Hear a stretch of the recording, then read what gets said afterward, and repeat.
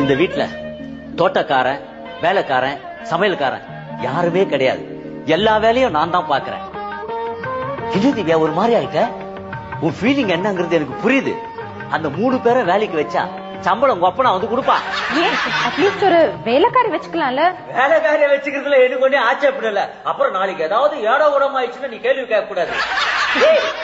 ஜோக்கியா மௌனமா இருக்கிறதுக்கு நான் ஒண்ணு மௌன ரகம் மோகன் கிடையாது. மோகன் இப்படிதான் மடத்தனமா பேசிக்கிட்டு இருப்பேன். சொல்லிட்டு பேசாம இருந்தா நல்லா இருக்காது. இந்த சோப்பாலாம் எங்க வாங்குறது தெரியுமா? டெல்லி திவான் கிட்ட வாங்கினது. அதோ அந்த எரியாத குண்டு வழக்கு, ஒண்ணு மாதிரியே ரொம்ப நாளா கண்ணடிச்சிருக்கிற டியூப் லைட், இப்பவோ எப்பவோ தலையில அறந்து ஒரு மாதிரி தொங்கி நிற்கிற அந்த அலங்கார வழக்கு, இதெல்லாம் யாருக்கிட்ட வாங்குறது தெரியுமா?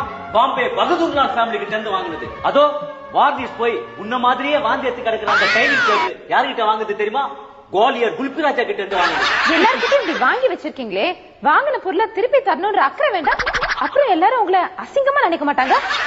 அதெல்லாம் அசிங்கமா நினைக்க மாட்டாங்க. போய் இந்த மூஞ்ச கல்யாணம் பண்ணிட்டு வந்துறான் பாருங்க, அதெல்லாம் அசிங்கமா நினைப்பாங்க.